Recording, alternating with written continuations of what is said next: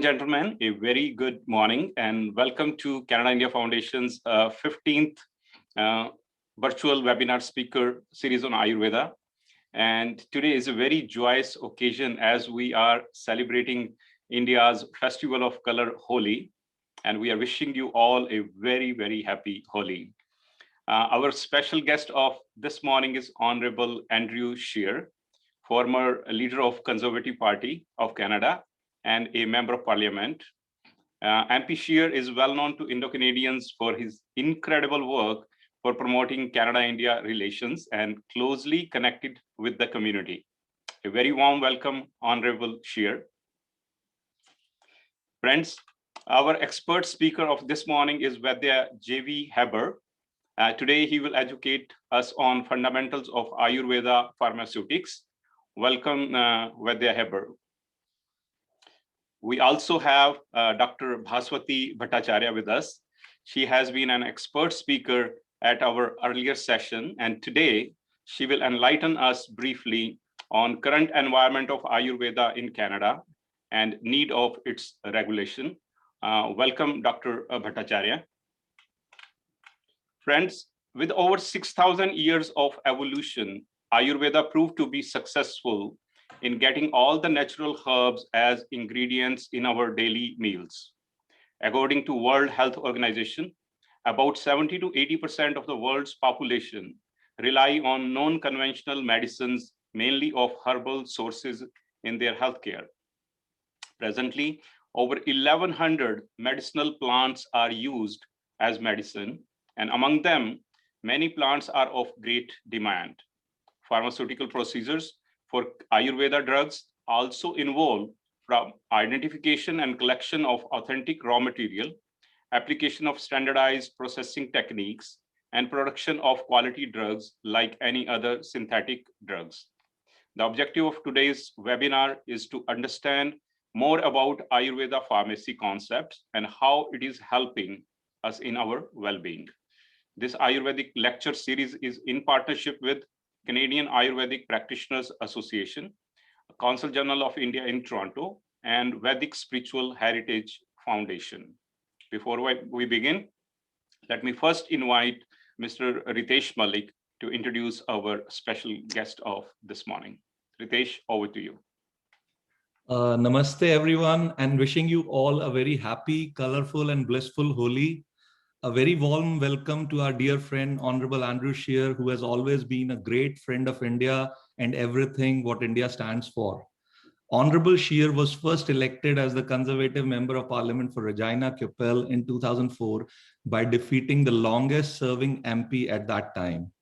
In 2011, he was chosen by parliamentarians to become the 35th Speaker of the House of Commons, the youngest in Canadian history.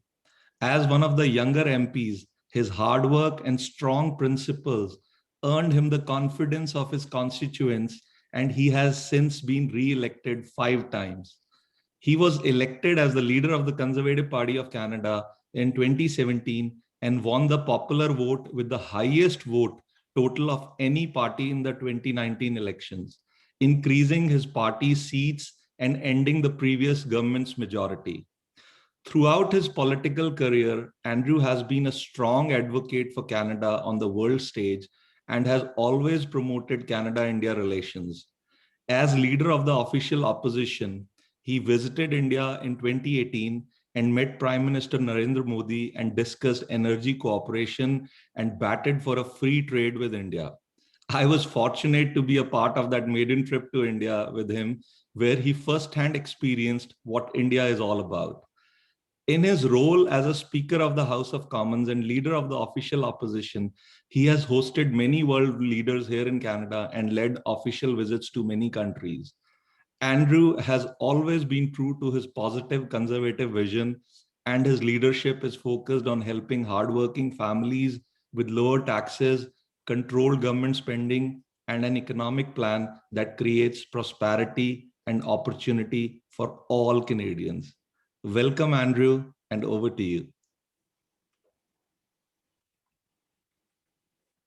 Thank you very much, Ritesh. Great to see you again. I have so many fond memories myself of that trip to India, and I know that the new conservative leader, Aaron O'Toole, has a similar vision for partnership and greater ties with India. So thank you so much for that introduction, and thank you to everyone who is participating today. It's such an honor for me to be invited and just say a few words of greeting this morning.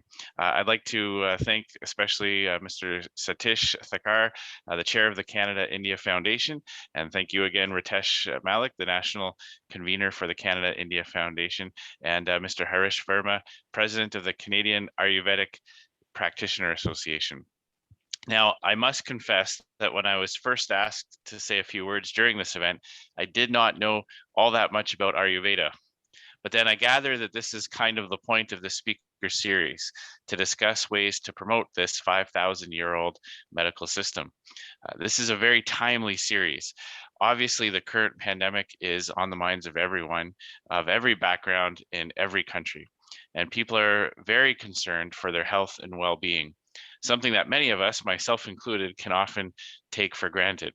And when I hear the list of underlying conditions that make someone more susceptible to COVID, that list always includes some factors that are more easily prevented, more easily controlled on our own level than others. And while the virus is still spreading, and before enough of the population is vaccinated, we are all still washing our hands and wearing masks.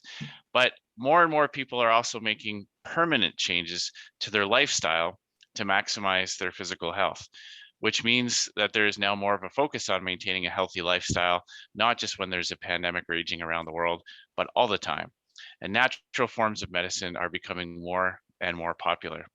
Many people prefer to use traditional health practices and natural health products as a way to maintain healthy lifestyles.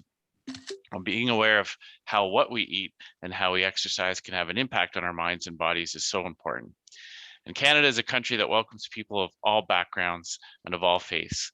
And the spiritual component to Ayurveda certainly brings peace and happiness along with the physical benefits of the practice. The people of India have contributed so much to Canada, and your contributions to our society touches on every aspect of our country. So the promotion of Ayurveda is just one more example of how the Indo-Canadian diaspora have brought another aspect of India's culture and history to our country. So I hope you all enjoy the discussion today. Thank you once again for inviting me to say a few words. Thank you so very much, Honorable Andrew Scheer, for taking time out. I know it's a Sunday morning, and that reflect upon and shows your leadership on Canada-India file. And thank you so very much for your time. I'm pretty sure that you will enjoy today's presentation. Friends, now it gives me an immense pleasure to invite Dr. Bhaswati Bhattacharya, a very accomplished Ayurvedacharya, an author, and a very eloquent speaker. She has been a Harvard-educated physician, trained in family medicine and preventative medicine. She's also a published scientist, trained in pharmacology, neuroscience, and Ayurveda. She has been teaching in Weill Cornell Medical College in New York. Thank you for joining, and over to you, Dr. Bhattacharya. Thank you, Satish. Thank you for having me here again. So I've been spending a lot of time in Canada formally since 2017, when I finished my PhD in Ayurveda. And the few things that I noticed right away is that Canada is at the forefront of healthcare in the world. Why? Because Canada has a very practical, economical, and supportive healthcare structure that is actually really supportive of the less financially able. The WHO reported that about 19% of the population used traditional complementary and integrative medicines in 2005. And the WHO reported in 2019 that over 70% use some form of traditional complementary medicine, including Ayurveda. So the data show that Canada has responded to the fact that so many people use these traditional practices. And Practices such as Ayurveda are used in programs such as the National Native Alcohol and Drug Abuse Program. Most of you know that Canada has one of the largest Indigenous populations, mostly in Saskatchewan, which is the state that Andrew Scheer is from, as well as Manitoba. And the idea of Indigenous people using plants and their own ways of medicine is true to not just Canada, but all around the world. So in India, we have Ayurveda. And big picture of Ayurveda is that most of you know that the history takes Ayurveda back to a place where we conservatively say 5,000 years. But now archaeologic data, which have been suppressed for various political reasons, are showing that we have Ayurvedic tools and pharmaceutic mortar and pestles that are 20,000 years old, which means that medicines were being made in the Ayurvedic way so long ago. Knowing that, we also know that Ayurveda has been in continuous practice for these at least 5,000 years. And so the Indian people have inculcated the cultural practices, the norms, and the medicines as their cooking, as their daily practice. For example, medicinal powders were used in Holi, and the colors were not these powdered chemical colors. They were turmeric and neem and various herbs that had medicinal properties at this time when we go from the cold toward the warmth, where people get skin diseases or they get respiratory diseases, as we are seeing with the pandemic. And so the idea that medicinal plants have been a part and parcel of the cultural norms is one of the gifts that Ayurveda shows us. So the people that are in Canada, the 0.5 million Indo-Canadians, they want to be able to use those things that are their cultural norms. And so there's been a large movement to take what is a regulated and legal healthcare system in India and Sri Lanka and countries of South Asia into Canada and allow that to be practiced in a legal way so that people can use it. So the questions are obviously there. Is it safe? Is it effective? How do we prevent people from being harmed if they're ignorant about it?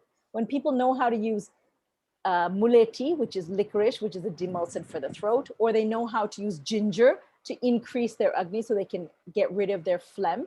These are things that are fairly non-toxic. But what do we do with medicines that have chemically very precisely made metals like silver and gold? What do we do with medicines that are complicated, that are not just one drug? And so we have this challenge of taking what is legal and available and scientifically evident because it is validated by the efficacy of 1 billion people who are using it, and take it to a country like Canada, which is still, though they're open-minded, they're still waiting for the data. So in India, we have many structures in which the various ways of using Ayurveda, whether it's massage or food or parts of yoga or the pharmaceutics, which Dr. Heber is going to talk about. There are many ways of using it, and it is used in over 1 million clinics working in primary healthcare. It is provided in the insurance plan for the veterans in the southern 5 states of India. There are spas and resorts that are used for maintaining health and rejuvenating people using Ayurveda. And as all of you know, in the present pandemic, there is a role for Ayurveda.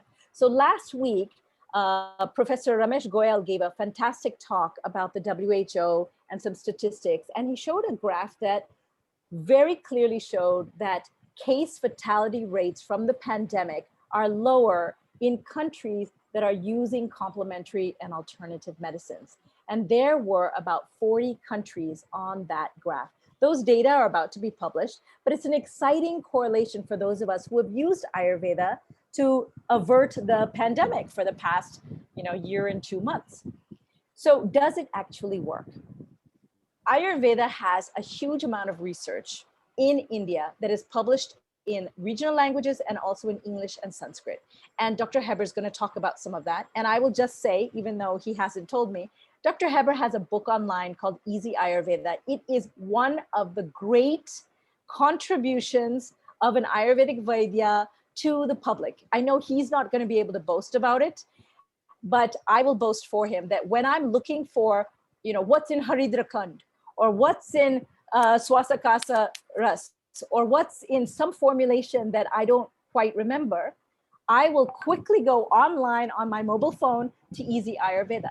Those kind of resources not only show us the clinical value, but that there's a lot of research behind it. And he does give references to several of the herbs, both in classic texts and others. So there is a scope of research, and there are more and more Canadians, especially at University of Toronto, and actually throughout the country, who are doing research on Ayurveda in the Canadian population. So you're going to hear about some of those formulations from Dr. Heber, but you should know that the research is out there. It just needs to be put into terms which are not just palatable for the people, but palatable for the people who have a turf issue, which we all know is the systems of medicine who are comfortable with the way things are and the status quo and aren't so concerned about allowing the new frontiers of healing in. So what we need now is regulation of the status of Ayurveda and the practice of Ayurveda in Canada. So in addition to a few of the programs that do allow traditional practice, there are a few regulations that Canada has that the world should know about. One is Health Canada. They have an excellent database of herbs. And in fact, if you go into the Health Canada database, groups like Bishwajit Mukherjee, who at Standard Botanicals has registered at least 10 Ayurvedic drugs as drugs in the Health Canada database. The regulation of practitioners through a very open but structured committee, which is looking at how to get professionals, health professionals, regulated in Canada. And this is Canada specific, of course, but it's there. There are a few other programs which are province to province. So all of you do know that Canada regulates its healthcare province to province. So what goes in British Columbia doesn't necessarily go the same way in Ontario. So there's an overall structure of healthcare and funding, but regulation of practice is province by province. And in Ontario, since there are so many Ayurvedic practitioners, Harish Varma can tell us more about that as the leader of CAPA, the Canadian Ayurvedic Practitioners Association, which was mentioned earlier. There are many, many Ayurvedic doctors who are working legally by working with legislators to practice without saying they are doctors or physicians, because there is a regulation about using that term, but they are able to use many of the modalities of Ayurveda and help people with things like dinacharya, Ayurvedic nutrition, movement, and the philosophy of altering your doshas and your dhatus without ever violating any medical regulations. In addition to this practice kind of line and the various boundaries that are drawn, we need to know that there are many, many Native Canadians, many, many Indigenous people of Canada, and many, many Indo-Canadians who are excited about the possibility of Ayurveda. And that we witness at these huge conferences that happen, except for 2020, going back before that, many conferences in which people come just so they can learn about the herbs that are available, the products that are available, how to cook using the spices that were mentioned before. And in fact, groups of physicians have created Ayurvedic companies to import, according to the regulations of Canada, properly import those medicines into Canada. And so Harish Varma cannot boast for himself. So I'll tell you, he has a company called Best Ayurveda that allows him to get very good drugs, which are GMP certified, and bring them into Canada. So patients come to see people like him, and I know about 60 Ayurvedic Vaidyas in Canada who are practicing. So that's a little bit about the present status of the practice of Ayurveda in Canada. The last part that I want to say is that we're having a need right now of regulating Ayurveda in Canada and in many countries around the world. And I'm working with the credentialing committee of the American Association of Ayurvedic Professionals as we can say a resource person to gather what's going on in different countries of the world, what strategies have worked, and what the guidance of members of parliament and legislators can help with in terms of getting us to regulate this not only because Ayurvedic Vaidyas want to practice, but because the patients need it. If you are patient-centered, you know that there are places in which modern medicine is not evidence-based, and modern medicine sometimes does not work. And yet, regulation of diet, regulation of exercise, and use of a few key herbs can move a person from a very bad disease to a place of comfort and then to a place of health. So as we look to that, we appeal to the people who are qualified in Ayurveda, people who have health policy background, and people in the parliament who are interested in the healthcare of the people, especially the less served people and the people who cannot stand up for themselves because they're either too sick or too depressed to cry for help. Ayurveda belongs in the hands and the hearts of the people. And if you know more about it, you will be able to bring it into your life. So I'm really looking forward to listening to Dr. Herbal, who has served on the faculty of my school. He is an excellent and knowledgeable person about the kinds of medicines that are available in Ayurveda. And I hand it back to you, Mr. Thakkar. Thank you for listening to me, and I hope that this was useful. Namaskar. Namaskar. Thank you, Dr. Bhaswati Bhattacharya, for your time. I know how busy you are, but your insight is always valuable, and you've been a great champion. We're looking forward to your support as we are moving ahead in creating an environment how to get Ayurveda regulated in Canada. Dr. Verma has been working very closely with you, and thank you for all your support. And friends, now let me invite our expert speaker, Vaidya J.V. Herbal, who's an Ayurveda practitioner from India, and he has done post-graduation in Ayurvedic Pharmaceutics. He is the founder of Easy Ayurveda, a portal dedicated to Ayurveda education, remedies, and healthy lifestyle. He's an expert on Ayurvedic product regulation, Ayurveda pharmaceutics, and formulation development. He has authored many books, as Dr. Bhattacharya mentioned. Welcome, Vaidya Herbal, and we look forward to your presentation. Thank you for joining. Please unmute yourself. Yeah. Sure.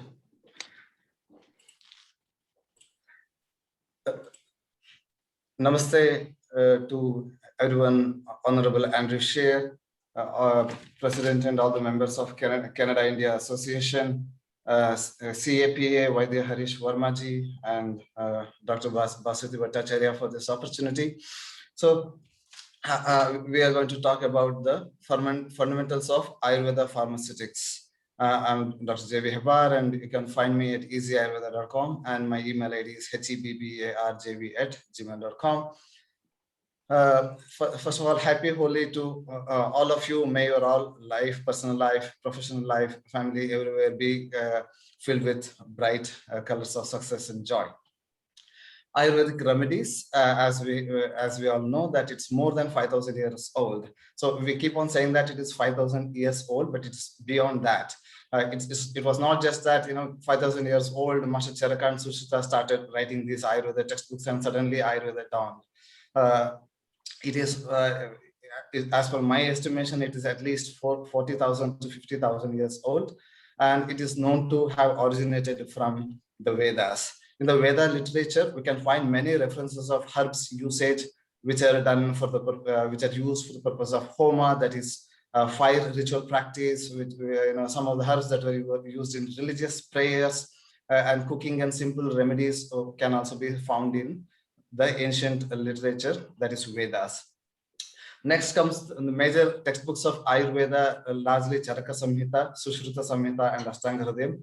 You might have heard the name Sushruta Samhita, which is the written by Master Sushruta, who was doing the dissection of dead body, who was doing the complicated surgeries of rhinoplasty to treating renal calculi, kidney stones through surgery and whatnot. So ancient Ayurveda treatises. So these treatises, Charaka Samhita, Sushruta Samhita, and Ashtanga Hridayam, and many other textbooks that were written in the past, they are written with great detail, explaining about the health, the disease, medicines, and remedies. So they talk about, Ayurveda talks about through these textbooks, the healthy way of living, what to do in a daily basis, what is the right time to get up, what is the right time to go to sleep, cold water baths, hot water bath, what to do and whatnot. Next, Ayurveda talks about seasonal regimen, which way, in which seasons, how we have to adjust our body. So how our internal atmosphere should be adjusted to counter the changes that are happening in the external atmosphere.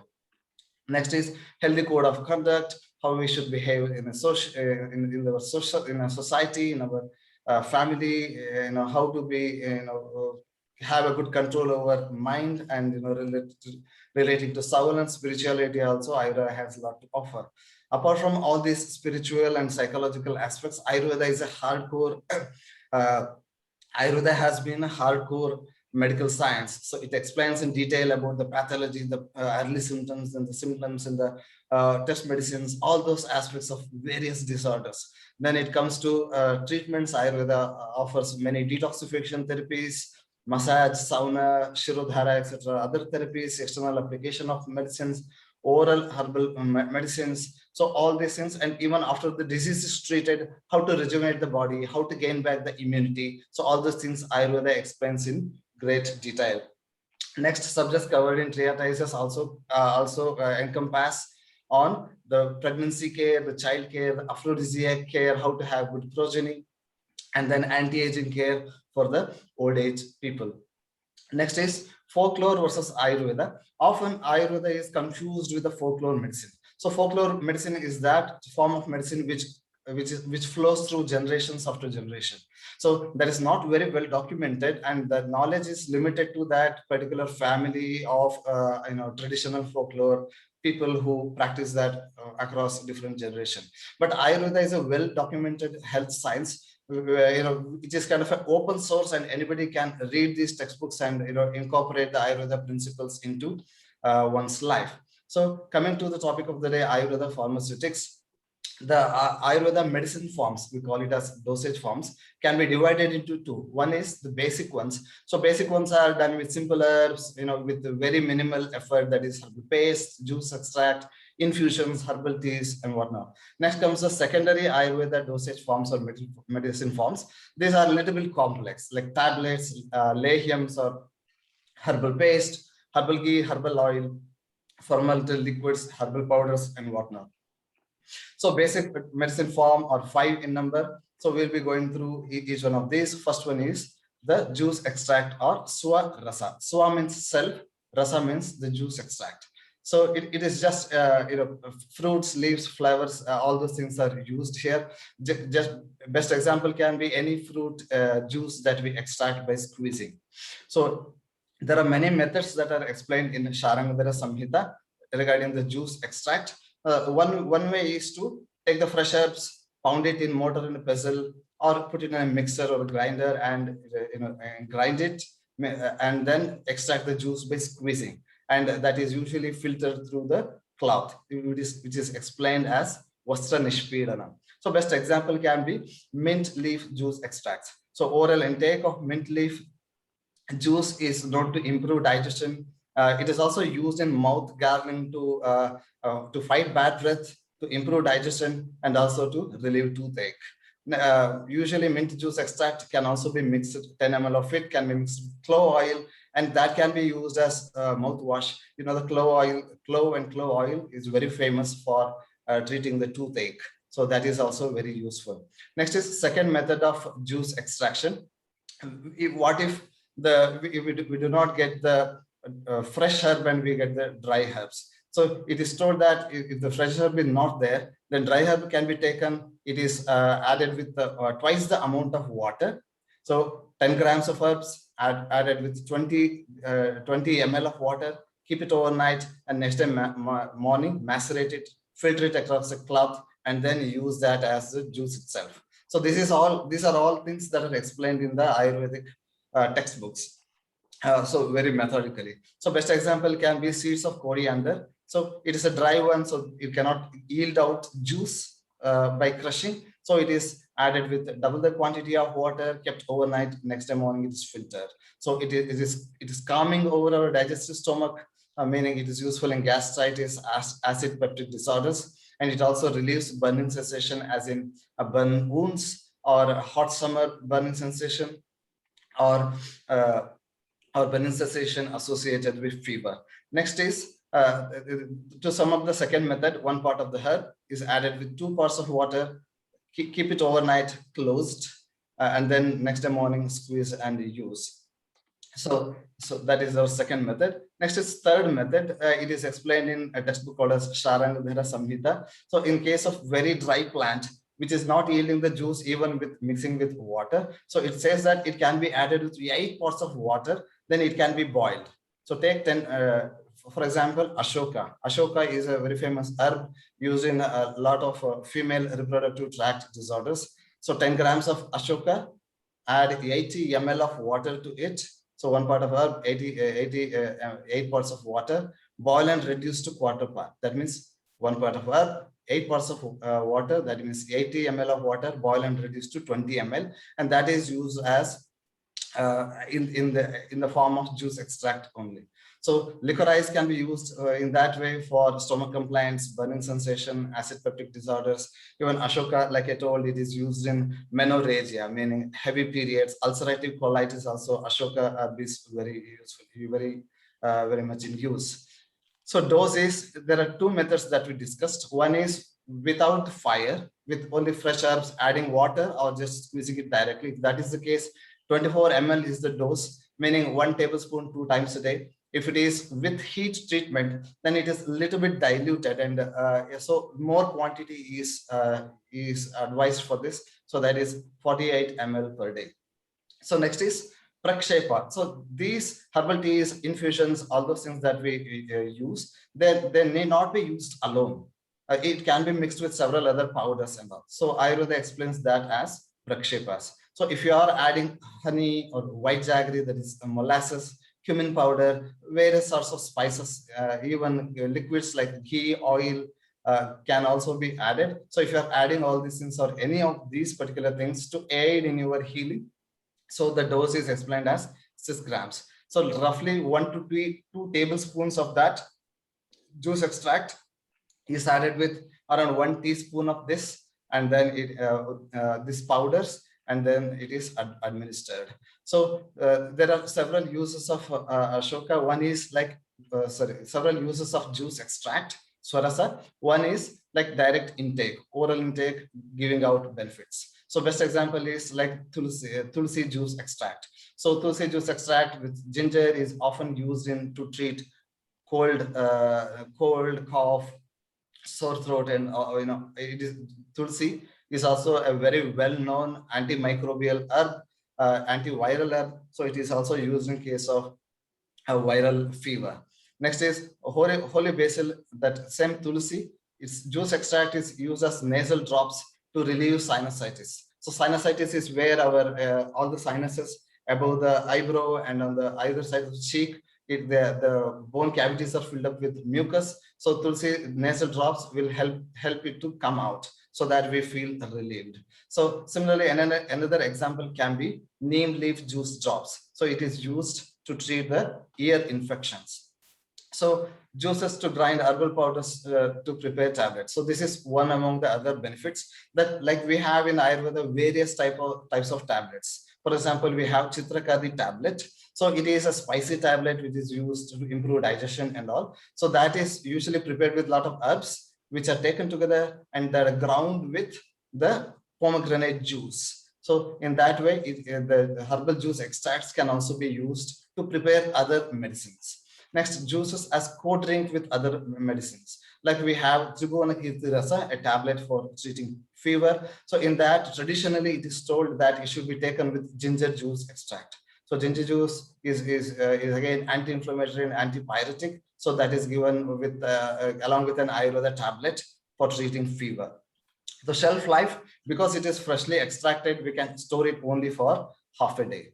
Next, a few other examples. Amla fruit juice extract is mixed with turmeric powder and honey. So this is again from Sharangadhara Samhita. It is used in chronic urinary tract disorders. Pomegranate juice is very well known to relieve diarrhea, loose stools, even in irritable bowel syndrome associated with diarrhea, it is used. It also supports healthy heart.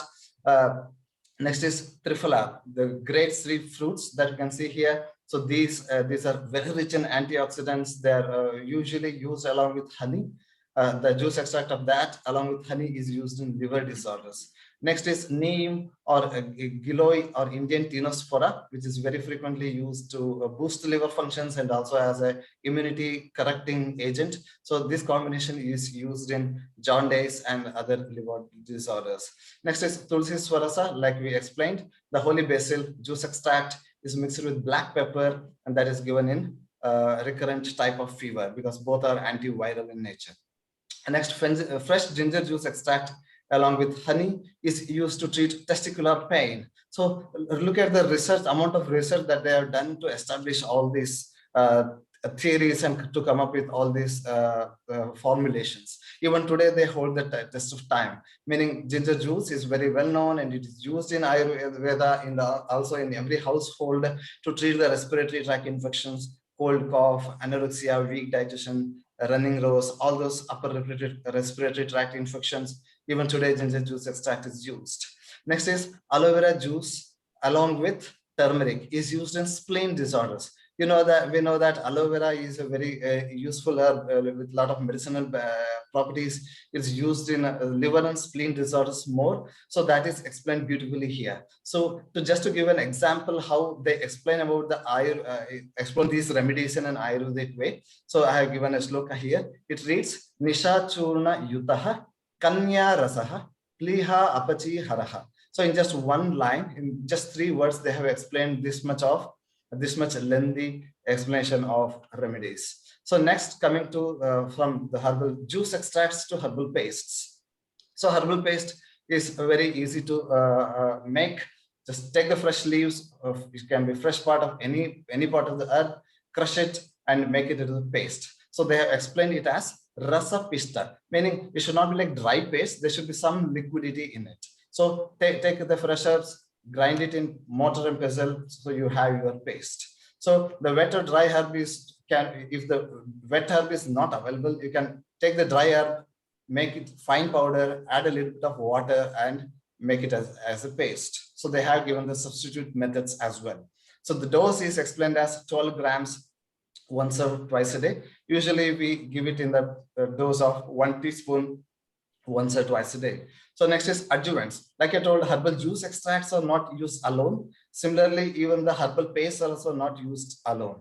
So to aid in digestion and to enhance its effects, we use a lot of combinations. For example, honey, ghee, sesame oil. So these are all used. For example, 5 grams of neem paste is administered along with 10 grams or 10 ml of ghee or clarified butter. So that is usually given in case of intestinal worm infestation, viral fever and whatnot. Next is even in non-healing wounds also these combinations are useful. Next is sugar candy or jaggery can also be mixed, or any liquid juice extracts, any decoctions, herbal teas, they can also be mixed with herbal pastes.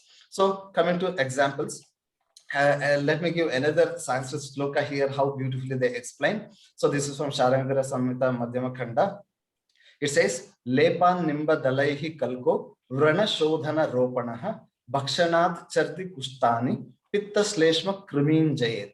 Meaning, neem paste, prepare the neem paste, crush it in a mortar and pestle, prepare the neem paste, apply externally to cleanse and heal the wounds faster. It can also be administered orally to treat vomiting, skin disorders, intestinal parasites. So all these are explained in just these 2 lines. So next, coming to garlic paste, de-skinned garlic pearls are made into paste and it is administered along with sesame oil. In Ayurveda, we say that vata disorders, so meaning air-related neurological and digestive problems. So such as bloating, gas, recurrent fever, all those things are predominantly of vata type, where neurology, gas stuck in the abdomen. So all those air element disorders, we use this. Next is ginger, sesame, and jaggery paste.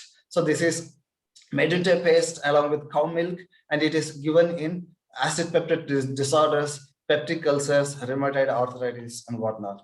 Next is coming to modern ways. So we all have been learning about the Ayurvedic herbs and all. So it is not necessary for us to use only the Ayurveda herbs. So even the ancient herbs, I mean, so even the modern herbs can also be incorporated and made into a remedy. So whatever you know and what is available locally, so those also can be incorporated into this Ayurveda remedies. So principles are important. The herbs and the ingredients can change based on the availability and based on your convenience, your knowledge of application. So this is well documented in Master Charaka itself, in Charak Samhita itself. So basil and mint paste, a paste prepared with 10 grams of basil and 5 grams of mint is consumed orally in a dose of 3 grams. It's a good antioxidant. It is antibacterial and is a rich source of vitamin K, useful in menstrual pains and also used in PCOS. Especially spearmint is very frequently used in PCOS disorders. Next, coming from herbal paste to the herbal powder. So wet paste is paste, then dry paste is herbal powder. So it is again simple. Take the dry herbs, pound it in mortar, vessel, filter, and use. So herbal paste can be used single herbs, or it can be used as a mix in the form of powder mixes. Like we have Trikatu Churna, a combination of ginger, black pepper, and long pepper. So dosage traditionally it is told as 12 grams. Practical dose is 3 to 6 grams, 1 or 2 doses per day. So shelf life, herbal powders, because they are exposed to moisture and they absorb the moisture very fast, it is told that only 2 months you can store it. And singular powders, ginger, black pepper powder, ashwagandha powder, etc. And powder mixes, we have Trikatu powder, another one called as Hingvastaka Churna, where Asafetida, black cumin, white cumin, all those things, ginger, black pepper, and long pepper, again, it is there in that Hingvastaka Churna, very useful in gastritis disorders associated with bloating. Next is uses of single herbs. So ginger, black pepper, and long pepper powder is used in treating obesity. It's used in treating cold and cough, weak digestion. Next, dusting of wounds. Neem, licorice, turmeric, all these have wound healing properties. They enhance the wound healing nature. So honey is another thing which is known to heal the wound very fast. So that this can be made, these powders can be made into combination with honey, and then it can be applied externally to heal the wounds fast. Next, we have kind of a powder massage. Usually a horse gram powder along with other herbal powders are mixed and it's used. And tooth powder, in ancient India, they used to use the tooth powder sticks, like they directly taken from the twigs, and they were using that as a brush. Nowadays, tooth powders are also there. Next, in sweating treatment, there's a form of treatment called as Churna Pinda Sweda, so where the powders are made into bolus, dipped in oil, or it is directly heated and applied over the different parts of the body. So in various ways it's done. So you can see here a Churna Pinda Sweda in action. A bolus of powder mixed with different oils and pain relieving oils applied on the different parts of the body. Next is herbal smoking. So bay leaf, cinnamon, cardamom, clove, licorice, agarwood, all these aromatic herbs. Gugulu is another one, and then lotus. So all these were used as herbal smoking. Like they take the powders, put it on the charcoal, and inhale the smoke. Or in the modern times, take these powders, put it on a hot pan, and inhale the smoke. So in that way also powders can be used. Example. So for a few powders, star anise with ginger, black pepper, and dry mint, and thyme. So this is good for digestion, respiration-related health issues, to relieve inflammation and all. So these ingredients, like again, you can tweak, you can alter the individual proportions based on your own experience. So Ayurveda is like Hinduism. So it is all accommodating, and all the principles of other religions are also, and other medical sciences are also well accepted here.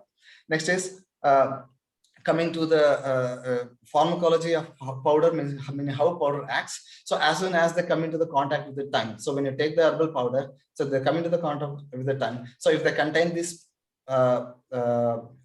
spices, they contain volatile oils.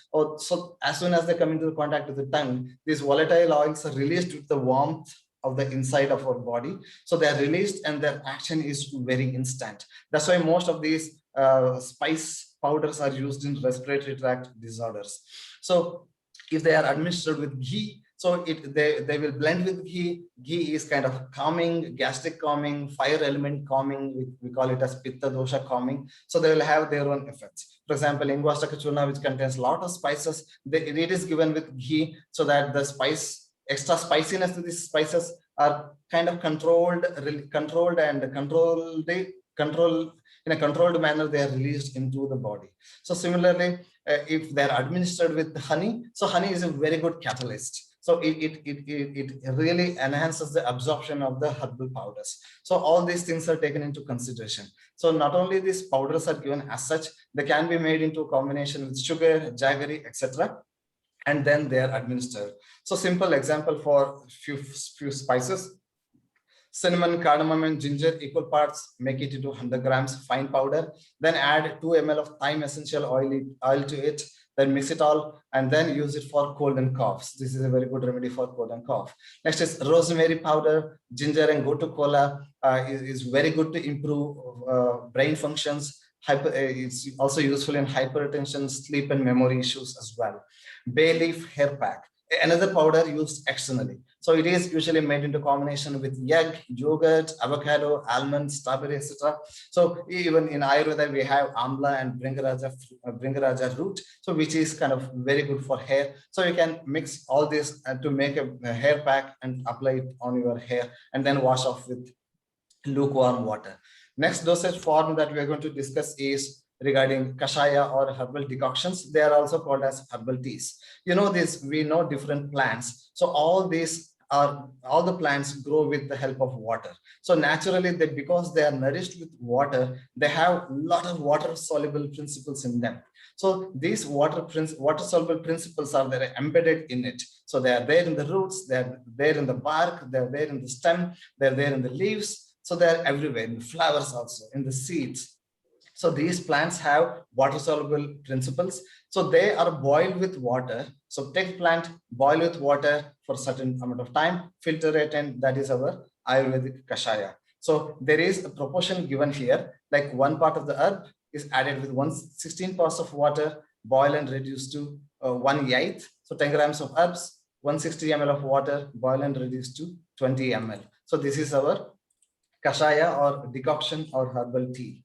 So even another formula is there, that 1 part of herb, 8 parts or 8 or 16 parts of water, and that is boiled to 1/4. So that reference is also there. So usually 1 tablespoon, add 1 big cup of water and bring it down to a 1/4 part. So 200 ml of water is reduced to 50 ml and it is used. So it should be boiled in open vessel. It should not be closed. The content should be stirred continuously so that it doesn't sit down at the bottom. So all those things are, all those cares are taken, and usually coarse powders are used rather than fine powders. So some people say that it should be like soaked overnight, and next day morning, those herbs can be added with more water and boiled. So traditional dose of these herbal kashayas or herbal decoctions is 50 to 100 ml. And it is usually given on empty stomach. So like we saw in other examples, it is also added with cumin, salt, shilajit, asafetida, a lot of spices. All those things can be added based on the combination that we desire. So there is many things to talk, but I was given 20 minutes of time. So please let me know if you can continue, or next session will be on. Yeah, please, you can continue, and then we'll, how long the more presentation would be? We would like you to conclude, and then we'll see if we can have some question answer. 10 minutes, if that is fine. 5 minutes. Yeah, you can, yeah, please go ahead for another 5-7 minutes. Sure. Okay. So uses of kashaya, these herbal decoctions are used for oral administration, like we have Triphala powder available worldwide. So prepare decoction out of it, and that is used for washing eyes, to cleanse the eyes. And then they are used for dripping on the wounds to cleanse the wounds. Triphala kashaya is again used for mouth gargling to heal the mouth ulcers. Then they are also used in various enema treatments and all. So these kashayas or herbal decoctions, they are not only used alone, so they are used as used as ingredient to prepare herbal ghees, herbal jams, fermented liquids, syrups, and tablets. So there are many different for permutations and combinations of herbs that can be used as kashayas. Dry ginger decoction itself, only with ginger, maybe added with honey. So that's good for respiratory problems, digestion related problems. Cinnamon, ginger, black pepper, and guduchi. Guduchi is again Indian tinospora, very good in for fever. So this combination is used for fever. So like this, turmeric, black pepper, ginger, onion, and cumin. So this combination is made into a kashayam or a decoction used for cold and cough. In this coronavirus situation, this is a very common kashaya that we all take in, especially in the southern part of India, to prevent ourselves from getting attacked with the viruses and bacteria. Next is a few examples of ready-made kashayas. Kataka Kadiradi kashaya is very frequently used in the treatment of diabetes. We have a lot many kashayas as such. So, and there is one katta or kadira. So this kashaya is made and that is used for taking bath. So in case of severe chronic all spread out skin diseases. So if the skin disease is spreading all to all parts of the body, it's very difficult to apply the cream. So that's why this kashaya is explained with gum acacia to take baths with. So similarly, neem, triphala, and turmeric kashaya is used to wash the diabetic ulcers. The same combination kashaya is made into sitz bath. So various different uses are there. Next, half a teaspoon of turmeric is added with water to prepare kashaya that can be used for gargling. So if to make the gargling, we use just salt and water. So make the turmeric kashaya instead, add a little bit of salt to it and gargle, the tonsillitis heals faster. So modern kashayas, basil and mint tea. So it is very useful to improve brain functions and healthy lungs. Bay leaf decoction as such is used to wash hairs to bring shine and to preserve natural color of the hair. Like that, oregano tea with ginger and honey is used in sore throat and respiratory tract disorders. Tarragon with ashwagandha or brahmi is very good to have a calm sleep. Tarragon again with mint is a good tea to have a calm sleep. Anise tea with cinnamon and ginger and cumin to improve lactation in the new mother. So all these things are there. Next is kashaya versus syrup. So kashaya is just a pure decoction. And syrup is when we add the sugar to it and boil it to bring it into the form of a syrup. Kashaya versus churna. So kashaya is water-soluble ingredients are very much are there in that. Herbal powders, more of the volatile principles are there. That's why these are taken, when they're taken orally, they start their action at the level of mouth only. Next, coming to the very simple version of cold infusion. So it's also called as hima. It's very simple. So it is one among the 5 basic dosage forms, and it is that one part of herb is added with 6 parts of water. So 1 part of herb added with 6 parts of water. Keep it for some time and filter. So that is our cold infusion. So if you add the same, so 1 part of herb is, if it is added with hot water, then it becomes hot infusion. So based on the cold water or hot water, it can be said as hot or cold infusion. So there is no boiling involved here, like in the form of kashaya. So here, again, purpose of hima or cold infusion is to have herbs with cold potencies, to bring coldness quality to the body. So excessive burning sensation, gastritis, bleeding disorders, nasal bleeding. So there we want the cold potency. So there we make it. Like I told, fever, gastritis, bleeding disorders, and during hot summers. So 1 part of herb is added with 6 parts of water, mixed well, kept overnight, and filter. So that is our hima.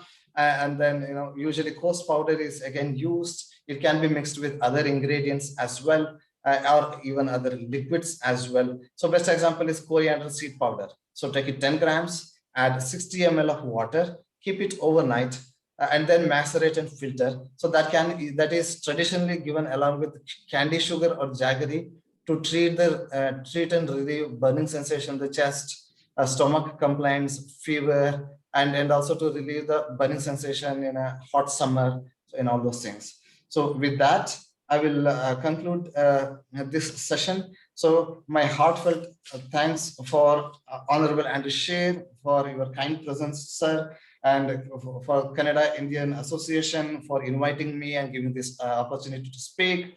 Then to CAPA for organizing this, Harish Verma, sorry. So he's well known to me since so many years. And of course, Dr. Baswati Bhattacharya. So thank you one and all.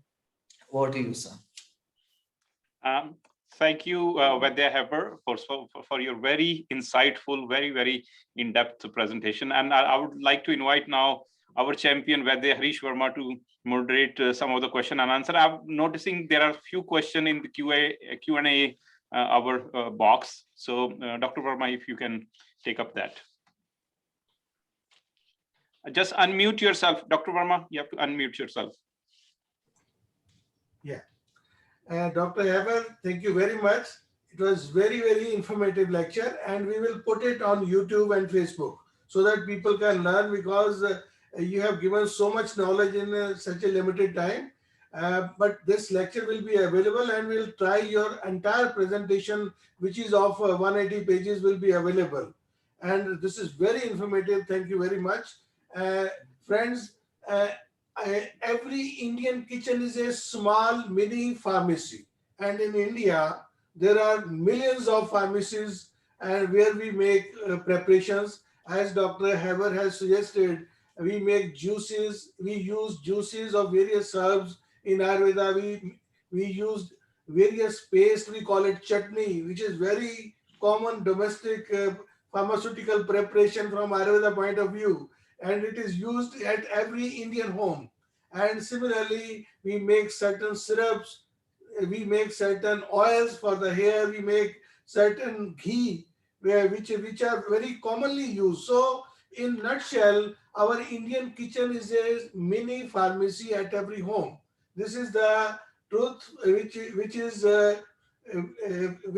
verify that Ayurveda is Ayurveda is a medical science which has gone deep into the roots of Indian people.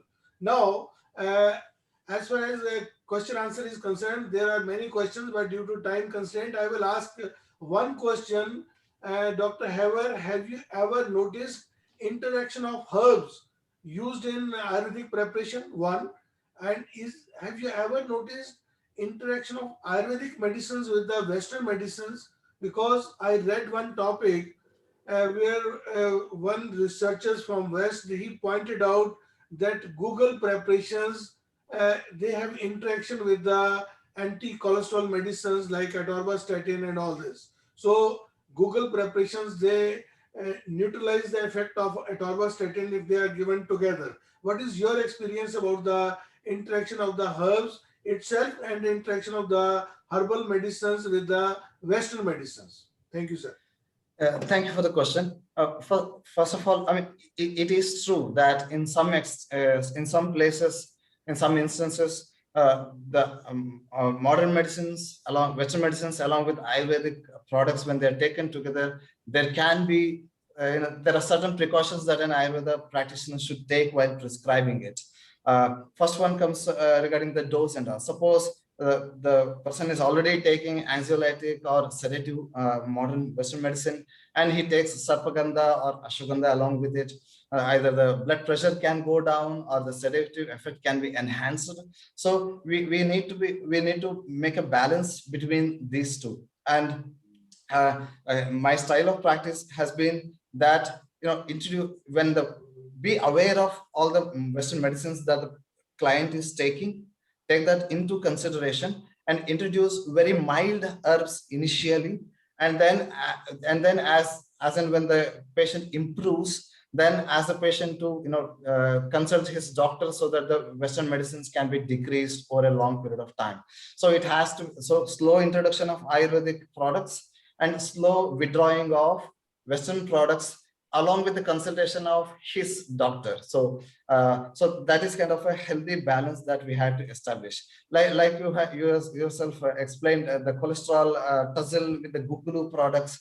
So these are there, and some things are kind of overblown. It's told that licorice will increase blood pressure. So I mean, I read a research that for licorice to increase blood pressure, one has to take like 30 grams in one dose. So that we do not prescribe. Like we explained, it is given in like 3 to 5 grams once or twice a day. So some things are kind of overblown, and some things are just on the hypothesis. But Ayurveda practitioners, we take all the components into consideration and only then we prescribe. So slow introduction of Ayurvedic herbs and gradual withdrawing the Western herbs in consultation with the doctor, the Western doctor. So that is the healthy, balanced approach to have. Thank you. And Dr. Bhasmati, you can also ask any question, if any question in your mind. There are some questions in the chat about where to find some of these herbs, such as Triphala. Triphala is one of the most common and non-noxious herb. I think the spices that you described very well, Dr. Hebar, most people know to find in Indian grocery stores. But can they find different grades of Triphala in the Indian grocery versus in other places? What would be your best advice for someone who's looking for some of these herbs? As I'm typing here, so this well.ca, that's a Canadian website where they sell a lot of Ayurvedic herbs in the form of tablets, capsules, like general ones like Triphala in the form of tablets and powder is available there. And we have this Kottakkal shop.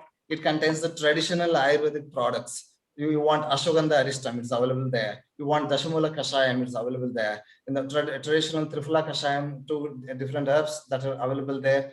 And Kerala Ayurveda store is there. So that belongs to Kerala Ayurveda group. So they also sell a lot of herbs. These are the few herbs that I'm remembering right now. But if you just search for it, you can get it. So as we speak and we take other questions, I will also list a few of the herbs that are few of the stores which sell the products, Ayurvedic products. There are 2 questions that always come up for people that are just learning about Ayurveda. One is, how can you be sure that they don't have heavy metals in them? Because now those different articles in JAMA and the New York Department of Health, they made people paranoid by saying that 1 in 20 Ayurvedic medicines has heavy metals without ever talking about rasa oshadhis, which are supposed to have metals. So how do you take away the fear when you talked about swaras or kalka, kwat, himapanta? How do you talk to people about heavy metals and making sure their herbs like spices don't have heavy metals because they're grocery grade, they're not medicine grade? Yes. And there are 2 parts of answer to it that, if Ayurveda ever uses heavy metals, they are used after proper purification and incineration. There are lengthy procedures. Some basmas that we use, calcs that we say, they take up to 6 months to prepare. So having said that, I am aware that, many people are very conscious about it and all. So if any herb or any herb that is sold in these websites, if they are properly imported from India with all the proper documentation, then heavy metal analysis report is always attached to it. So go for known brands. So I'm open to taking a few brands like Kottakkal, this Kerala Ayurveda, and Banyan Botanicals, Pure Indian Foods. My friend Sandeep Agarwal runs that. So all these, they do batch by batch tests for each of these herbs and the blends and the Ayurvedic products, and they are certified that they do not have any heavy metal contamination, or and they are there in the proper permissible range, and only then they are sold. So Organic India is another one, and there are so many. Best Ayurveda.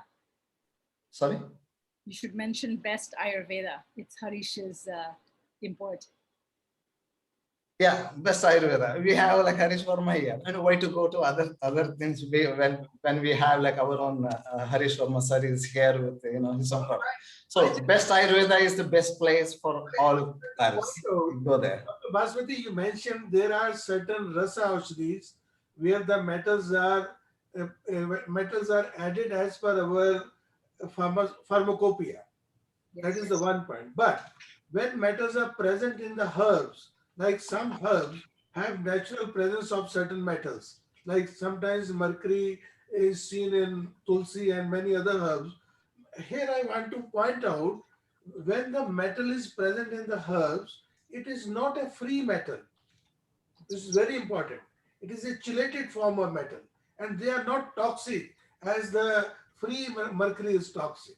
So sometimes metals are present, but Definitely, if the metal is grown in that, if the plant is grown in that area where the content of metal is high in the earth, that could be dangerous. That we need to find out. But if it is present naturally, but it is present in a very chelated form, and I think it does not harm.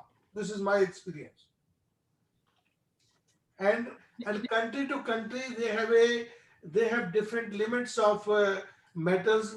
Like in US, the minimum limit of mercury ppm is very strict. Rather, it's very stringent, but in various countries the limits are different. So it all again depends on the country to country, how much limit they keep and how much limit they find that it could be toxic.